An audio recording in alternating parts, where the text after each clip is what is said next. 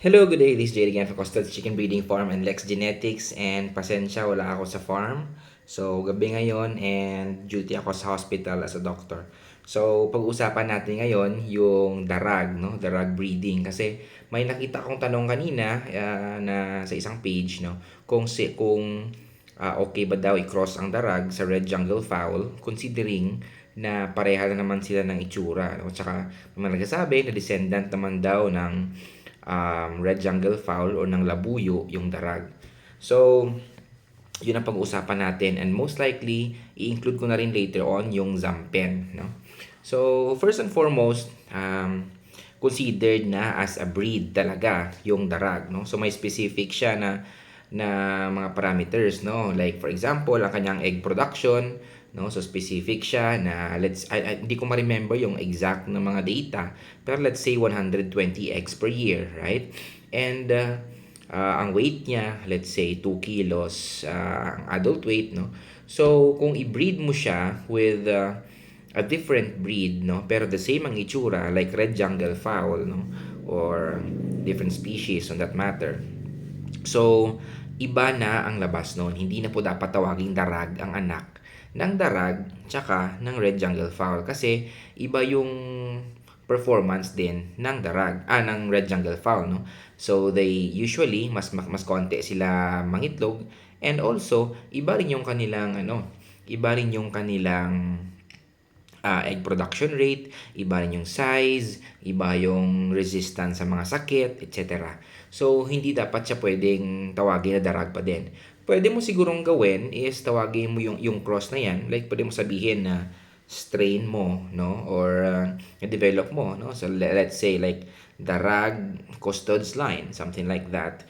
Na even, just to differentiate it, para maiba lang siya dun sa pure na darag. Kasi, kung ginagawa natin yon, no, nawawala yung essence, yung purity nung darag na pure talaga na develop ni Dr. Bernabe, no? So iba na yung performance. Kaya magtataka ka na lang, no? Bumili ka, let's say may customer bumili ng darag mo no, pero iba yung process and na bigla bakit yung performance ng anak is iba compared dun sa nakalagay sa literature, no? So nagtaka siya bakit mas maliit, bakit mas konti ang itlog, iba yung disease resistance, etc. So, iba na po yun.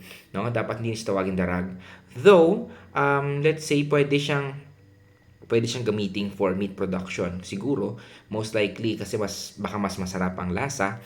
Pero, sa breeding perspective, dapat hindi siya pwedeng tawaging darag. Okay?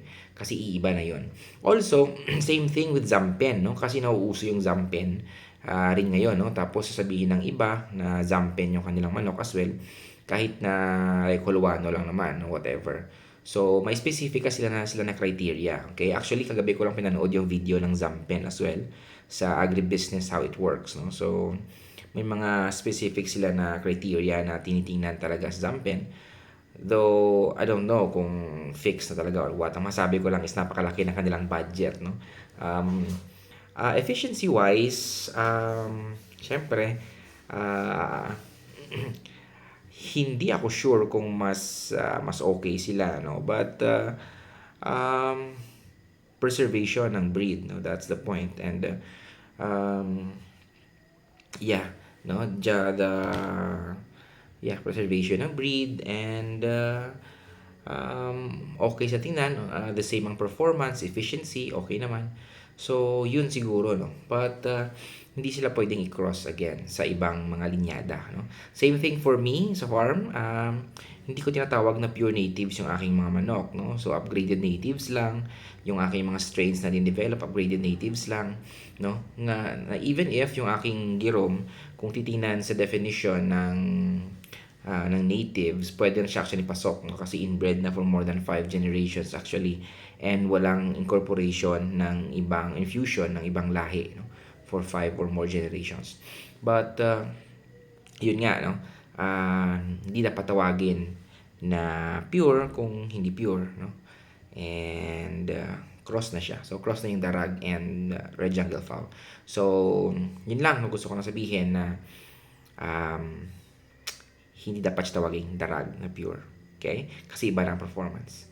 So, yun lang po. This is Jerry again from Custard Chicken Breeding Farm and Lex Genetics, and good day.